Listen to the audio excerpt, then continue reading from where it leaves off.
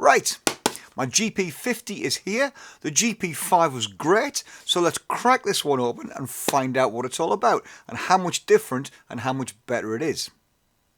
If it's better or different. It's got to be. This video is sponsored by Valeton, by the way, and there are links below if you want to get one of your own, but I'm under no obligation to say anything that they want at all. I'm telling you exactly what I think. Right, there we go. Nice basic packaging. You don't want anything too silly, do you? There's the unit in a little bag. Okay, cool. A little bit of gel, don't want that. And you get a little booklet. That's an English one as well. Oh, this is the quick guide. And that is it. That's what you get. Is there anything in there? Oh yeah, little USB cable. So there we go. So that's it. That's what you get. That's compact. Hang on, let's compare it to the GP-5. Where the hell is it? I've lost it. Right, there's the 5. So there it is. Comparison-wise, a little bit taller. Definitely fatter. But yeah, cool. It's a nice little size. It's no different to, hang on, or not much different to, a Boss pedal. There you go.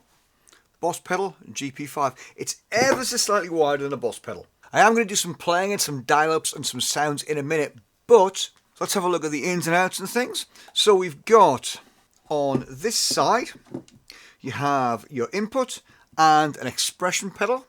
That's good. On the other side, you've got left out for mono and a right out, so you get 2 outs, proper stereo 2 outs. Then on the back, power, USB, and here's the big differences. You get MIDI in and MIDI out through. So you've got 2 MIDI ports, the 3.5mm jacks, but they're still MIDI ports, which is a big advantage. That to me is the biggest single difference. And then you get the headphone outs. And obviously we've got a screen and lots more little control-y bits. Okay, so far so good. Pretty cool. Let's have a look, get it fired up, and we'll see what it's like. Before we go any further, watch this.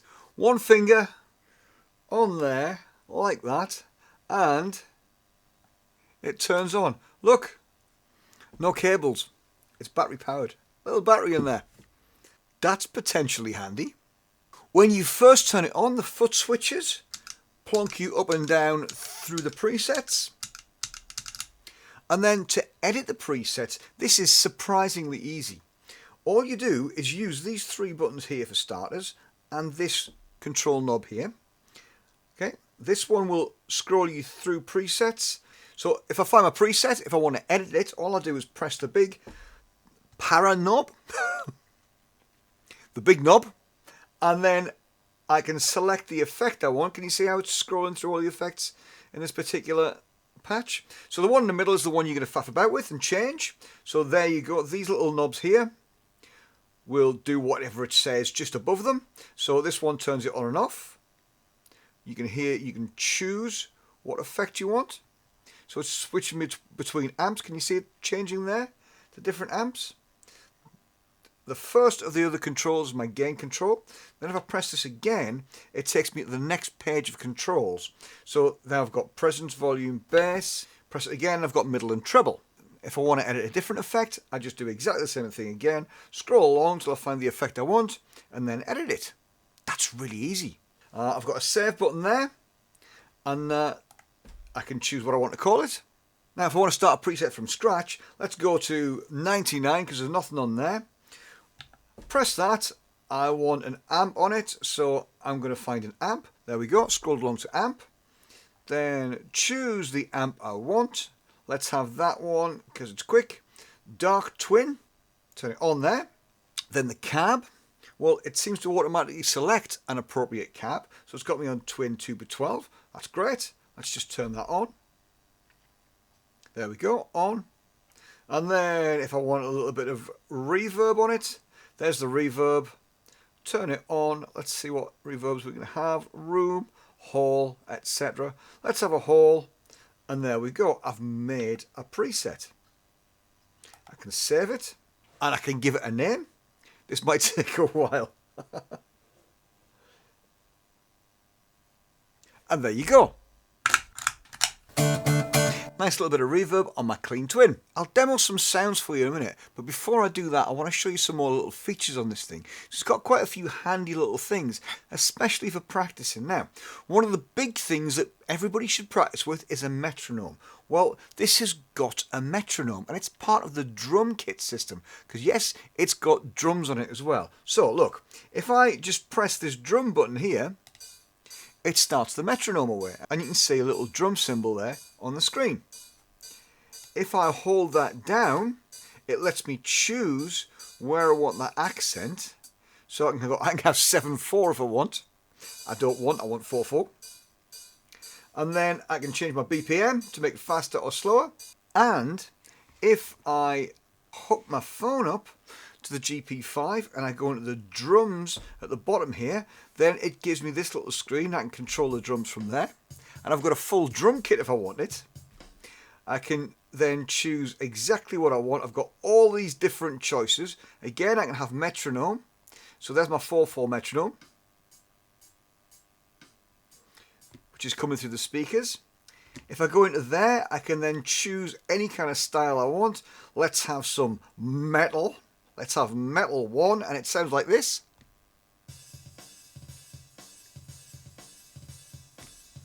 Okay, or we can have some jazz. Let's have jazz 1. Yep, let's have some slower jazz. Control it there, look.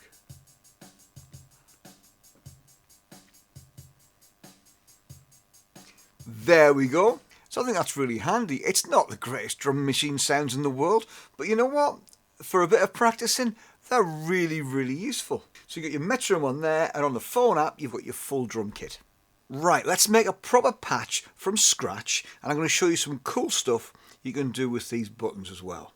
Right, let's make a preset. So I'm going to do this on the phone app, simply because it's the best way to show you on camera. It's much easier. Before I do, I'm going to use the handy tuner to get in tune.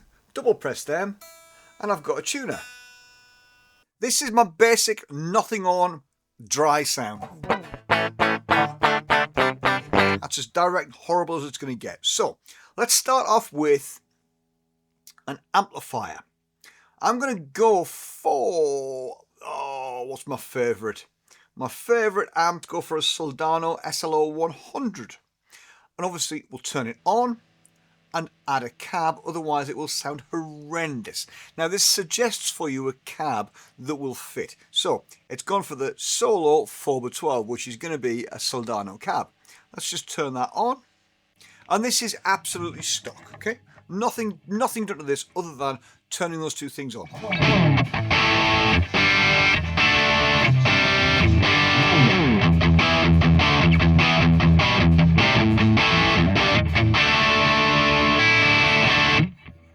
That's great. Oh man, that's annoyingly great. Let's just add a little bit of reverb. Turn that on. We've got reverb as the default. That's just a little first reflection thing, isn't it? Let's go for a hall. I'll turn the mix up so you can hear it. It's a bit metallic, but it's okay. We'll bring the mix down to something sensible.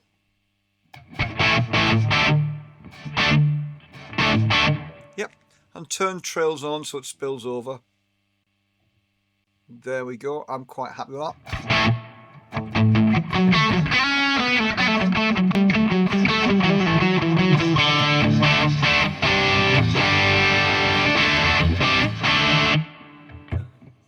That's great. Okay, let's put a delay on. What kind of delay should we have? We've got pure, analog, slapback, sweet echo. Let's just go for pure. Let's hear it with the mix swapped up. And somewhere sensible. Yep.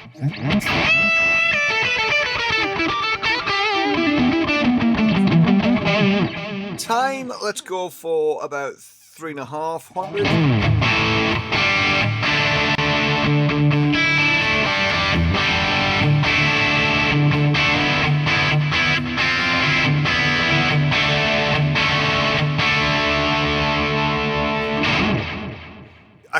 I could do a gig with that, no problem. Right, let's have a think about I can hear a little bit of noise. So there's a noise gate on there. We'll kick that in, and that's much better. Let's think about a modulation. Let's go for a phaser. Phaser. Oh yeah, that'll do.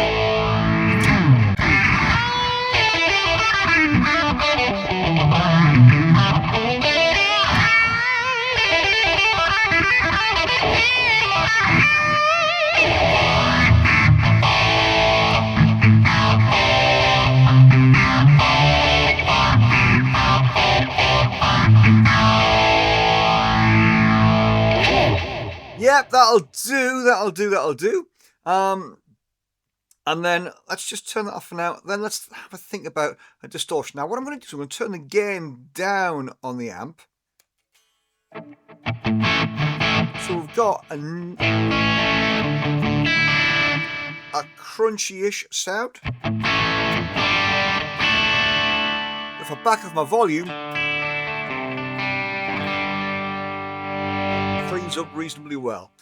But to counter that, we're going to put a distortion in. Now it defaults to the green, which is a tube screamer. Volume all the way up, gain pretty low.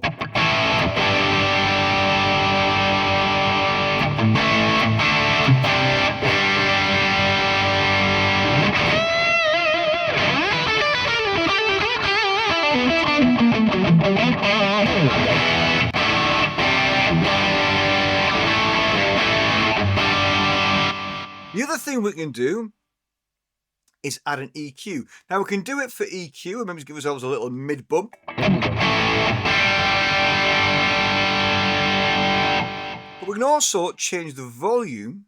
So if we whop the volume up a little bit on the EQ.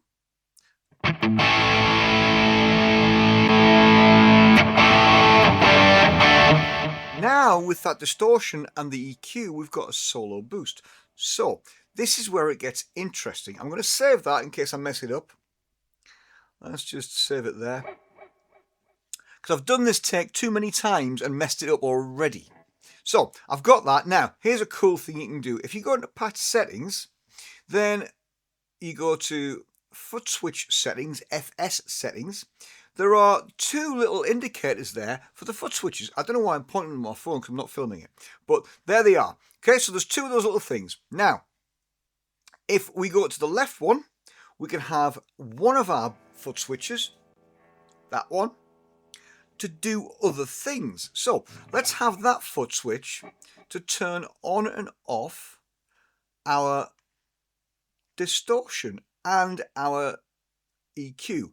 Okay, so we'll turn them off there. We'll turn it off there.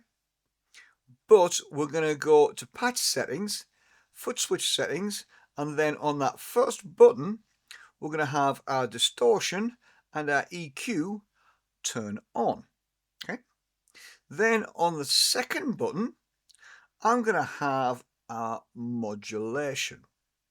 Now I've got my foot switches all fired up and ready to be used to turn those effects on and off. However, what I have to do is in here, I need to go into global settings, to foot switch, and I need to change this one, the last little parameter there, from patch to stomp. And then my foot switches go green. See that? Now, watch what happens on the app when I press these foot switches. See them going on and off? So now I've got my basic sound. I've got my phaser, and I've got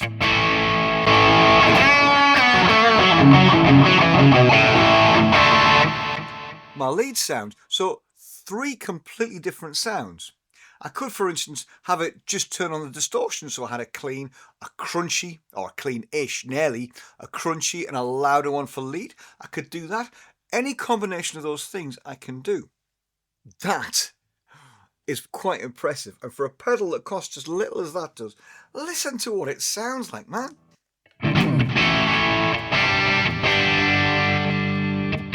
Clean. Well, ish.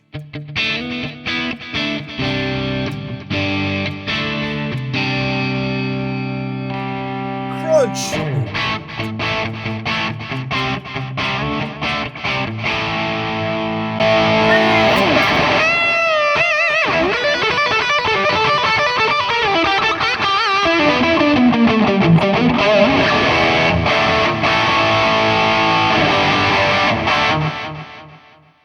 And I've done next to no tweaking to that. That's pretty impressive.